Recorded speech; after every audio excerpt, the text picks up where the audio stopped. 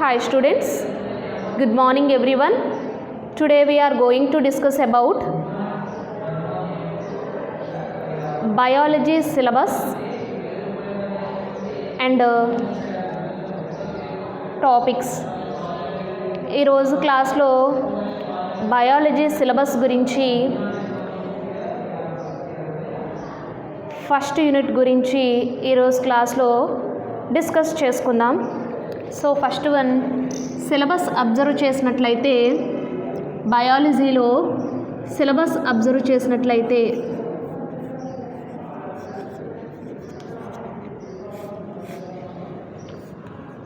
First one nutrition,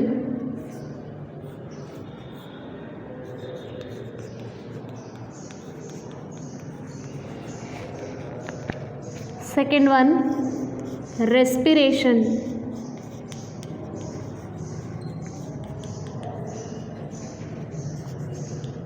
third one transportation, fourth one excretion, fifth one coordination,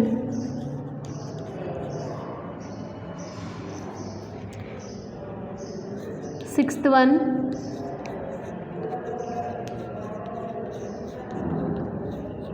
reproduction, seventh one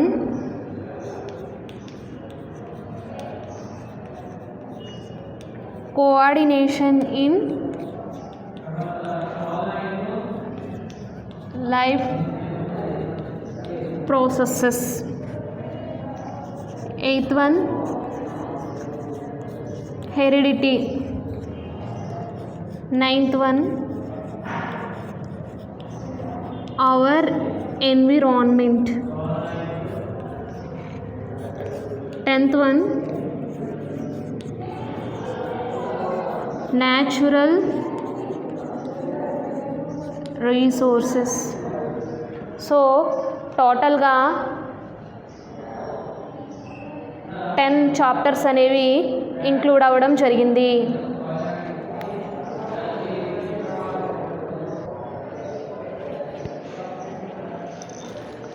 so టోటల్గా 10 chapters అనేవి సిలబస్లో include అయి ఉన్నాయి. అయితే కోవిడ్-19 కారణంగా 30% సిలబస్ అనేది రెడ్యూస్ చేయడం జరిగింది. ఈ 30% సిలబస్ ఏదైతే రెడ్యూస్ చేశారో దాని గురించి నెక్స్ట్ క్లాస్లో ఎక్స్ప్లెయిన్ చేస్తాను. సో ఈ 10 యూనిట్స్ని కనుక అబ్జర్వ్ చేస్తే ఫస్ట్ వన్ న్యూట్రిషన్. న్యూట్రిషన్ అంటే లివింగ్ ఆర్గానిజమ్స్కి ఏ విధంగా యూజ్ అవుతుంది అంటే టెంపరేచర్ మెయింటైన్ చేయాలన్నా, గ్రోత్ పెరగాలన్నా న్యూట్రిషన్ అనేది లివింగ్ ఆర్గానిజమ్స్కి చాలా ఇంపార్టెంట్. దాని గురించి న్యూట్రిషన్లో నేర్చుకుంటాం. రెస్పిరేషన్. రెస్పిరేషన్ అంటే రెస్పిరేటరీ ఆర్గాన్స్ ఏవి యూజ్ అవుతున్నాయి, అలాగే గ్యాసెస్ ఎక్స్చేంజ్ అంటే ఆక్సిజన్ని అబ్జర్బ్ చేసి కార్బన్ డైఆక్సైడ్ని రిలీజ్ చేయడం. ట్రాన్స్పోర్ట్ ఆఫ్ గ్యాసెస్ గురించి రెస్పిరేషన్లో డిస్కస్ చేసుకుంటాం. ట్రాన్స్పోర్టేషన్, ఇక్కడ సర్క్యులేషన్ గురించి, బ్లడ్ సర్క్యులేషన్ గురించి ట్రాన్స్పోర్టేషన్లో డిస్కస్ చేసుకుంటాం. ఎక్స్క్రీషన్, వేస్ట్ మెటీరియల్స్ని బయటికి ఎక్స్క్రీట్ చేయాలి, లేకపోతే అవి బాడీలో టాక్సిక్ మెటీరియల్స్ కింద కన్వర్ట్ అయిపోతాయి. సో ఎక్స్క్రీషన్ అంటే వేస్ట్ మెటీరియల్ని బయటకు రిలీజ్ చేయాలి, ఎలిమినేట్ చేయాలి. Next one coordination. కోఆర్డినేషన్లో న్యూరాన్స్ గురించి, న్యూరాన్స్ యొక్క కోఆర్డినేషన్స్ గురించి దీంట్లో డిస్కస్ చేసుకుంటాము. Next reproduction. ఇక్కడ మేల్ అండ్ ఫీమేల్ రీప్రొడక్షన్ గురించి, అదేవిధంగా ప్లాంట్స్లో రీప్రొడక్షన్ ఎలా జరుగుతుంది వాటి గురించి డిస్కస్ చేసుకుంటాం. అంటే 2 జనరేషన్స్ ఎలా ఫామ్ అవుతాయి వీటి గురించి డిస్కస్ చేసుకుంటాం. కోఆర్డినేషన్, లైఫ్ ప్రాసెస్, ఇక్కడ డైజెషన్ గురించి వాటి గురించి డిస్కస్ చేసుకుంటాం. హెరిడిటీ, జీన్స్, ఒక తరం నుంచి ఇంకొక తరంకి జీన్స్ అనేవి ఎలా కంటిన్యూ అవుతాయి అన్న టాపిక్ గురించి హెరిడిటీలో డిస్కస్ చేసుకోవడం జరుగుతుంది. అవర్ ఎన్విరాన్మెంట్లో ఉండేటువంటి అంటే ఈకోసిస్టమ్ గురించి, అలాగే ఫుడ్ చైన్స్ వీటి గురించి, ఫుడ్ పిరమిడ్స్ వీటి గురించి అవర్ ఎన్విరాన్మెంట్లో డిస్కస్ చేసుకుంటాం. న్యాచురల్ రిసోర్సెస్ అంటే బయోడైవర్సిటీ గురించి 10th చాప్టర్లో డిస్కస్ చేసుకుంటాం. సో ఈరోజు క్లాస్లో న్యూట్రిషన్ ఫస్ట్ యూనిట్ న్యూట్రిషన్ గురించి ఈరోజు క్లాస్లో డిస్కస్ చేసుకుందాం.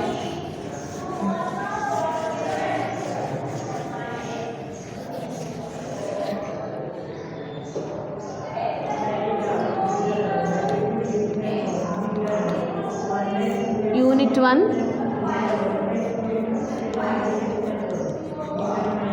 Nutrition. So first one definition observe చేసినట్లయితే nutrition, what is nutrition definition observe చేసినట్లయితే ఆల్ లివింగ్ ఆర్గానిజమ్స్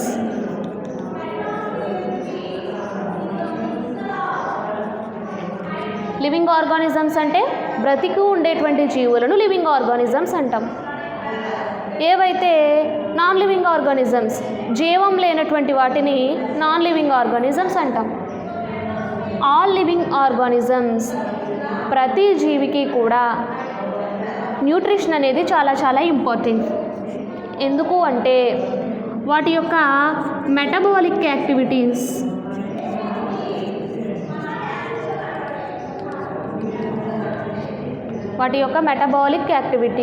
జీవన క్రియలు నిర్వర్తించడానికి అంటే digestion, respiration, circulation, nervous system, skeletal system, reproduction ఇవన్నీ కూడా జీవన క్రియలు. వీటన్నింటినీ కూడా మెటబాలిక్ యాక్టివిటీస్ అంటాం. వీటిని నిర్వర్తించడానికి లివింగ్ ఆర్గానిజమ్స్ వీటిని నిర్వర్తించడానికి న్యూట్రిషన్ అనేది చాలా చాలా ఇంపార్టెంట్. నెక్స్ట్ వన్ బాడీ టెంపరేచర్ని మెయింటైన్ చేయడానికి కూడా న్యూట్రిషన్ అనేది యూజ్ అవుతూ ఉంటుంది. అండ్ థర్డ్ వన్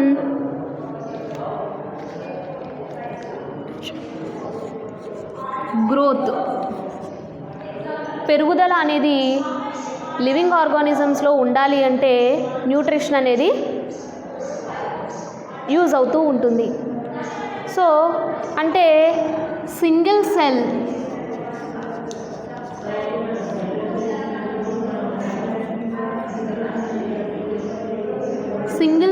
ఆర్గానిజమ్స్ నుంచి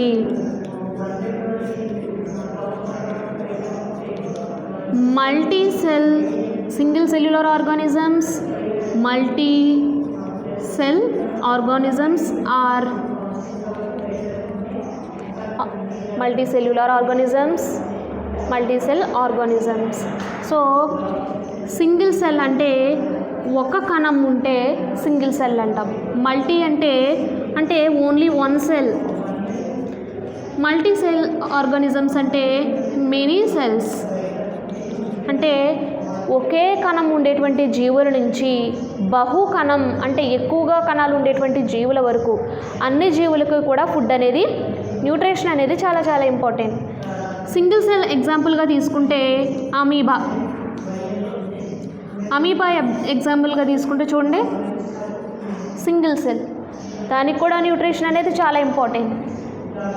దీనికి హ్యూమన్స్ ఎగ్జాంపుల్గా తీసుకోవచ్చు, యానిమల్స్ ఎగ్జాంపుల్గా తీసుకోవచ్చు, ప్లాంట్స్ కూడా ఎగ్జాంపుల్గా తీసుకోవచ్చు. అంటే మల్టీసెల్ ఆర్గానిజమ్స్ కూడా న్యూట్రిషన్ అనేది చాలా ఇంపార్టెంట్. ఇప్పుడు టైప్స్ కనుక అబ్జర్వ్ చేస్తే న్యూట్రిషన్లో లివింగ్ ఆర్గానిజమ్స్ అవి తీసుకునేటువంటి ఫుడ్ దాన్ని బట్టి టైప్స్ అనేది ఉంటాయి. టైప్స్ అబ్జర్వ్ చేసినట్లయితే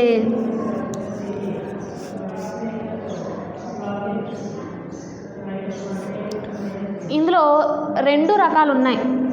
ఒకటి autotrophs, 2 heterotrophs. Autotrophs and heterotrophs. Autotrophs అంటే ఏవైతే ఫుడ్ని ఓన్గా ప్రిపేర్ చేసుకుంటాయో, సొంతంగా ఆహారాన్ని తయారు చేసుకుంటాయో వాటిని ఆటోట్రోప్స్ అంటాం. ఎగ్జాంపుల్గా ప్లాంట్స్ ఫుడ్ని ఓన్గా ప్రిపేర్ చేసుకుంటాయి. హెటిరోట్రోప్స్ ఏవైతే ఫుడ్ని ఓన్గా ప్రిపేర్ చేసుకోలేవో వాటిని హెటిరోట్రోప్స్ అంటాము. అంటే heterotrophs depends on the autotrophs. Heterotrophs అనేవి ఆటోట్రోప్స్ మీద డిపెండ్ అయి ఉంటాయి. ఎగ్జాంపుల్గా యానిమల్స్ తీసుకోవచ్చు. ఇప్పుడు ఆటోట్రోప్స్లో ప్లాంట్స్ని కనుక అబ్జర్వ్ చేసినట్లయితే ప్లాంట్స్ అనేవి ఫుడ్ని ఎలా ప్రిపేర్ చేసుకుంటాయి?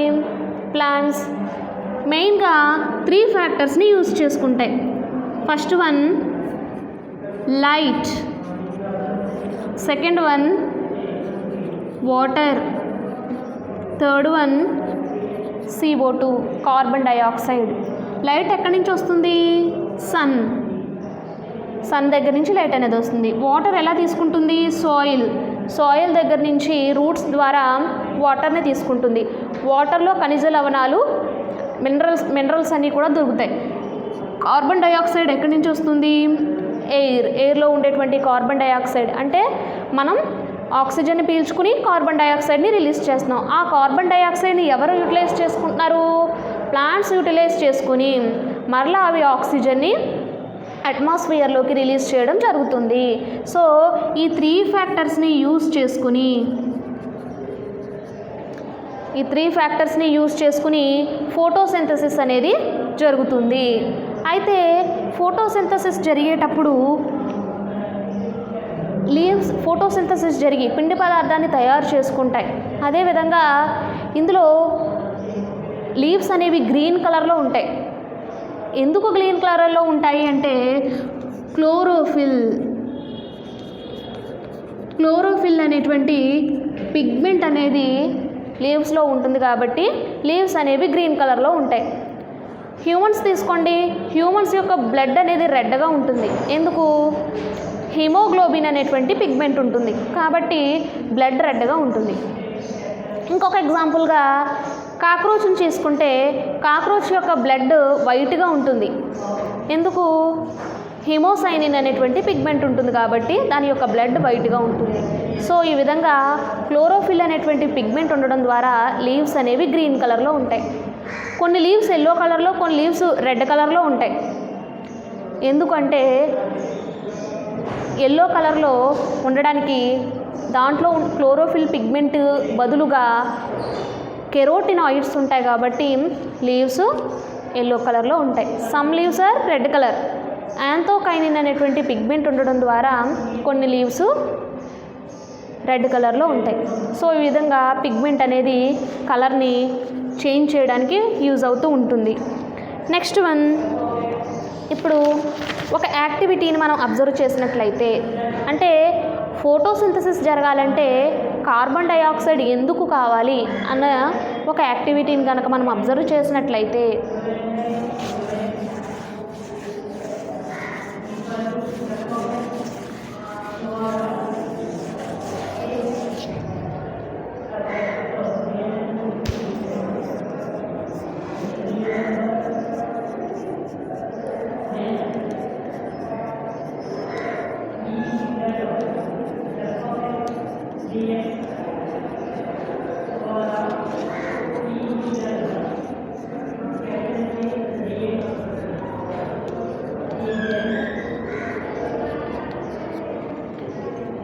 Carbon dioxide is necessary for photosynthesis.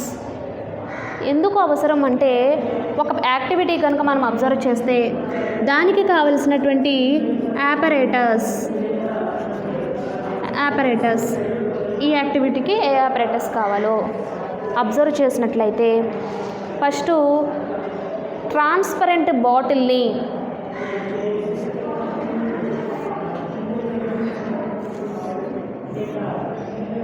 Wide mouthed transparent బాటిల్ని తీసుకోవాలి. అంటే వెడల్పుగా మూతి ఉండేటువంటి ఒక గాజు సీసాన్ని తీసుకుని ఈ గాజు సీసాలోకి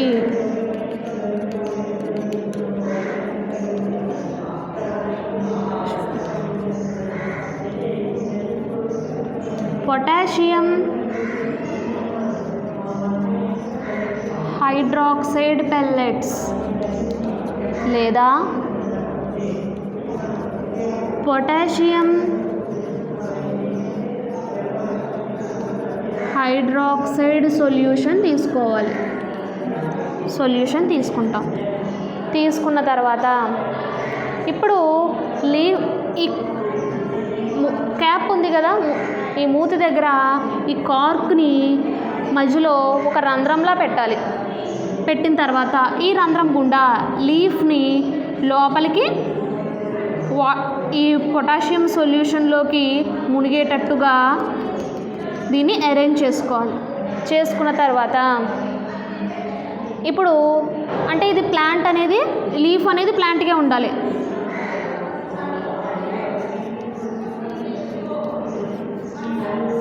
లీఫ్ అనేది ప్లాంట్కే ఉండాలి. ఇది ఈ విధంగా అరేంజ్ చేసుకుని దీన్ని తీసుకెళ్ళి సూర్యరశ్మిలో సన్లైట్లో పెట్టాలి. సన్లైట్లో పెట్టిన తర్వాత దీన్ని అబ్జర్వ్ చేయాలి. అబ్జర్వ్ చేసి మరలా ఫ్యూ అవర్స్ కొన్ని గంటల తర్వాత మరలా ఈ పొటాషియం సొల్యూషన్కి బదులుగా హైడ్రాక్సైడ్ సొల్యూషన్కి బదులుగా అయోడిన్ సొల్యూషన్ వేసి అయోడిన్ సొల్యూషన్ అంటే లోపల అయోడిన్ సొల్యూషన్ వేసి మరలా యాక్టివిటీని చేయాలి. చేస్తే ఏమవుతుంది అంటే ఇక్కడ ఇందాక పొటాషియం హైడ్రాక్సైడ్ ఎందుకు తీసుకున్నామంటే ఇది గాజు సీసాలో ఉండేటువంటి కార్బన్ డయాక్సైడ్ను అబ్జార్బ్ చేస్తుంది కాబట్టి పొటాషియం హైడ్రాక్సైడ్ సొల్యూషన్ని తీసుకున్నాం. ఇప్పుడు అయోడిన్ సొల్యూషన్ని తీసుకున్నాం. ఆ తర్వాత లీఫ్ని బయటకు తీసేసి అబ్జర్వ్ చేసినట్లయితే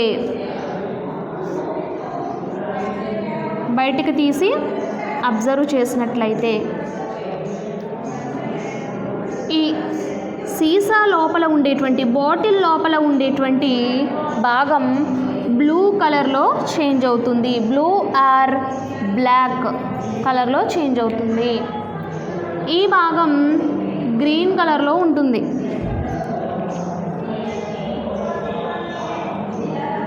అంటే ఈ భాగం సీసా లోపల ఉండేటువంటి ఈ లీఫ్ భాగం గ్రీన్ కలర్లోనే ఉంటుంది. కానీ సన్లైట్లో పెట్టినటువంటి భాగం బ్లాక్గా మారుతుంది. అంటే కార్బన్ డయాక్సైడ్ అనేది ఎలా యూజ్ అవుతుంది అనేది ఈ యాక్టివిటీ ద్వారా నేర్చుకోవడం జరుగుతుంది. సో మళ్ళా చెప్తున్నాను, ఒక గాజు సీసానుది ట్రాన్స్పరెంట్ బాటిల్ని తీసుకుని ఆ కార్కి ఒక హోల్ లాంటిది పెట్టి దానిలో లీఫ్ అనేది లోపలికి పెట్టడం జరుగుతుంది. ఈ సొల్యూషన్ అంటే ఈ బాటిల్లో ఏ సొల్యూషన్ తీసుకున్నాం? ఫస్ట్ పొటాషియం హైడ్రాక్సైడ్ని తీసుకుని ఫ్యూ అవర్స్ తర్వాత అయోడిన్ సొల్యూషన్ వేసి దాన్ని తీసుకువెళ్ళి సన్లైట్లో పెట్టాం. సన్లైట్లో పెట్టిన తర్వాత వాట్ వి అబ్జర్వ్, తర్వాత మనం ఏం అబ్జర్వ్ చేసాం? లీఫ్ని బయటికి తీసిన తర్వాత బాటిల్ లోపల ఉండేటువంటి లీఫ్ అనేది గ్రీన్ కలర్లోనే ఉంటుంది. ఇది బ్లూ అండ్ బ్లాక్ కలర్లో ఉంటుంది. ఎందుకంటే కార్బన్ డయాక్సైడ్ని కార్బన్ డయాక్సైడ్ని ఇది పీల్చుకుంటుంది కాబట్టి అబ్జార్బ్ చేసుకుంటుంది. ఆల్రెడీ పొటాషియం హైడ్రాక్సైడ్ ఏం చేస్తుంది? కార్బన్ డయాక్సైడ్ని అబ్జార్బ్ చేస్తుంది. కాబట్టి ఈ లీఫ్ అనేది గ్రీన్ కలర్లోనే ఉండడం జరుగుతుంది.